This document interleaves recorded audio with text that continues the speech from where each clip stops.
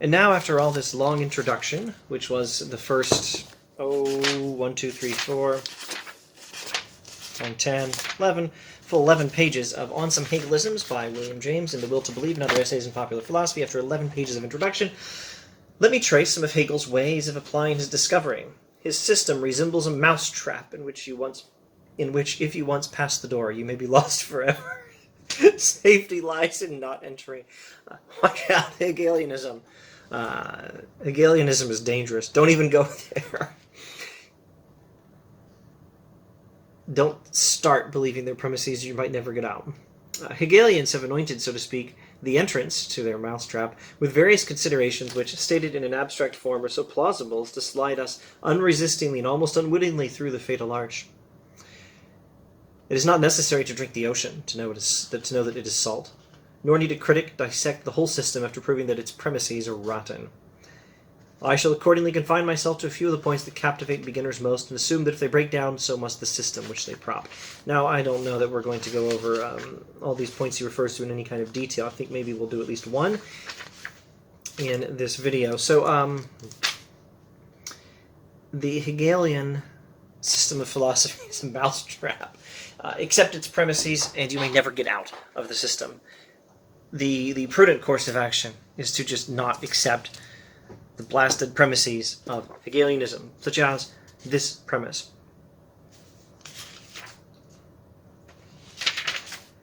First of all, Hegel has to utterly do away with the sharing and partaking business he so much loathes. He will not call contradiction the glue in one place, an identity in another. That is too half-hearted. Contradiction must be a glue universal, must derive its credit from being shown to be latently involved in cases that we hitherto supposed to embody pure continuity. Contradiction unites everything. That's the premise. The premise, one of the premises of Hegelianism that James wants us to not even accept, is that contradiction actually unites things. This is a part of how Hegel, or at any rate, some Hegel or Hegelianism, according to some accounts, some interpretations of Hegel. I'm no great expert in Hegel, but Hegel, according to prominent, understandable interpretations, natural interpretations of Hegel, will say that a contradiction between a thesis and an antithesis is what actually unites them. And an irresolvable, well, I shouldn't say irresolvable, a contradiction between two different things, like the red pen and the black pen, a contradiction between two things. Their irresolvable difference, the impossibility of making them one, is exactly what makes them one. Contradiction is, in fact, the great unifier of distinct things. Inconsistency between two different things is what unites them. This may sound very strange to you. Let's see. Let's look at James. Let's rewind 2 pages. Look at James' almost poetic description of the Hegelian response to difference. If we went back a little bit further, we'd see James describing how the world gives us distinct facts. The world presents to us things that are different, like all those books back there. They're different things, right? And Hegelianism doesn't want to accept different things. It wants to explain everything according to a single unified principle, explaining all reality as one. And all reality is mental. Well, how do you get an ideal, simple in this sense of the term? Simple not meaning easy to understand, but having no parts. How do you give a whole, W-H-O-L-E, or holistic, how do you give a single holistic account of everything? How do you explain all these books as really just one thing? The world presents the books to us as distinct facts. Hegelianism wants to explain them all as one thing. Well, the universe absolutely refuses to let him travel without jolt, to let us move from one thing to another thing, from one pen to another pen, from pen to bookshelf, pen cup to bookshelf, from one book to another, from one thing in the universe to another, without the jolting motion from one thing to another thing. You find that the world is made of distinct things. That's the way the world is given to us in experience. But hark, What wondrous strain is this that steals upon his ear, the ear of Hegel? Incoherence itself. May it not be the very sort of coherence I require? Muddle, is it anything but a peculiar sort of transparency? Is not jolt passage? Is friction other than a kind of lubrication? Is not a chasm a filling? A queer kind of filling, but a filling still. Why seek for a glue to hold things together when their very falling apart is the only glue you need? Let all that negation which seemed to disintegrate the universe be the mortar that combines it, and the problem stands solved. Okay, so that's an almost poetic way of describing how a Hegelian can approach the appearance of diversity in the world. Things look like they're different. It looks like we're faced with, in Jamesian terms, a pluralistic universe, and Hegelian wants to explain everything under a single heading, all reality as seemingly distinct aspects of one fundamental reality, which is fundamentally mental in character. How do you do that? Well, here's a clever way. Take the very distinction between things and say that's what makes them one. Contradiction must be a glue universal. It must derive its credit from being shown to be latently involved in cases that we hitherto suppose to embody pure continuity in the Hegelian premise that James is advising us not to accept. Contradiction is assumed to be that which actually unites things. Things that appear to be distinct, irresolvably distinct, are, by the very nature of their being distinct, ultimately explained as being one thing. What unites them is the contradiction.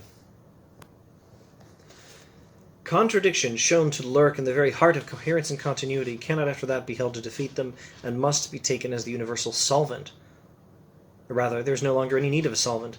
To dissolve things in identity was the dream of earlier cruder schools. Hegel will show that their very difference is their identity.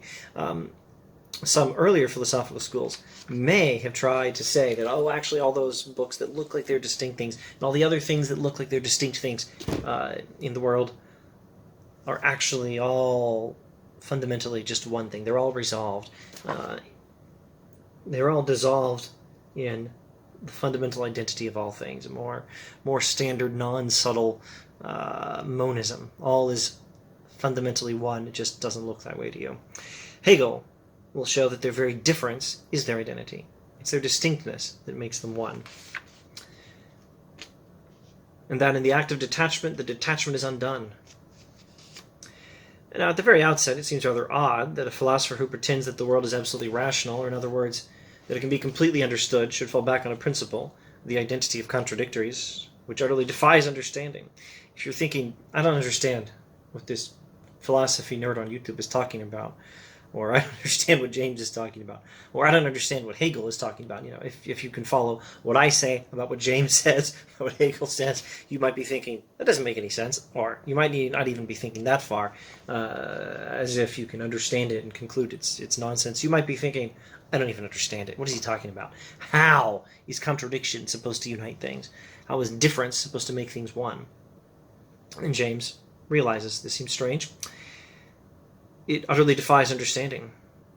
And he continues, and obliges him, in fact, to use the word understanding wherever it occurs in his pages as a term of contempt. The common man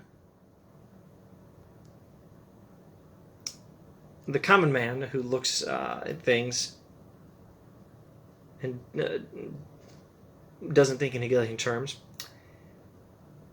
And let me rephrase. James refers to the common man who looks at things and does not think in Hegelian terms. And now he gives a Hegelian response to the common man. But Hegel cries to him, Dupe, dost thou not see it to be one whole nest of incompatibilities? Hang on, let's rewind. Let me do this a little more carefully. Take the case of space we used above. The common man who looks at space believes there is nothing in it to be acquainted with beyond what he sees, no hidden machinery, no secrets. Nothing but the parts as they lie side by side and make the static whole. A normal person, employing common sense, looks at something like three-dimensional space, like this three-dimensional office I'm sitting in, and concludes that things are as they look. As James was describing in the first 11 pages, distinct things connected because they're part of the same space. Hegel cries to him, Dupe, dost thou not see it to be one nest of incompatibilities? Do not the unity of its wholeness, the diversity of its parts stand in patent contradiction? Isn't it an impossible contradiction that the things in this office are distinct things, but yet they're united by being in the same space? Does not it both unite and divide things, space?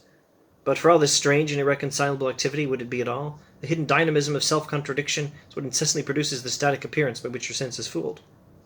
But if the man asks, if a normal thinking person asks how self-contradiction can do all this, and how its dynamism may be seen to work, if an ordinary person says to the Hegelian philosopher, yeah, how does contradiction make things into one thing? Hegel can only reply by showing him the space itself and saying, lo, thus. In other words, instead of the principle of explanation being more intelligible than the thing to be explained, it is absolutely unintelligible if taken by itself and must appeal to its pretended product to prove its existence. Instead of giving a principle that explains things, the Hegelian principle that contradiction is what unites things is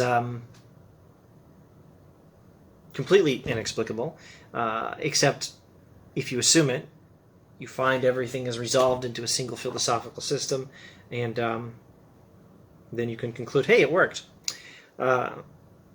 Something like that.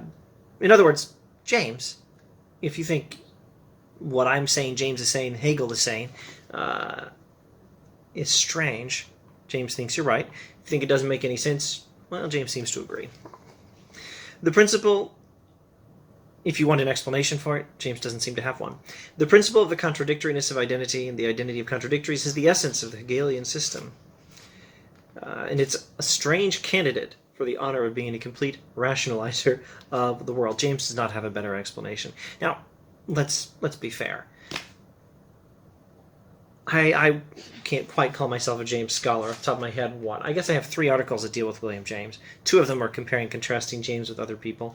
And I'm certainly not a Hegel scholar by any stretch. And James, is James a Hegel scholar? Probably not directly, a very good one. He may have been a great scholar of certain Hegelian philosophers in his own day. But were they getting Hegel right? And if they were getting Hegel right, was that particular bit of Hegel the only way to have a Hegelian system of thought? Not necessarily. Is it possible that James is not being fair to Hegel? Well, he's doing his best. It's not likely. But is it possible that there's something in Hegelian philosophy James does not understand? Well, it's quite possible. Let's leave the text as we encounter it, and continue with more points from the text in a subsequent video.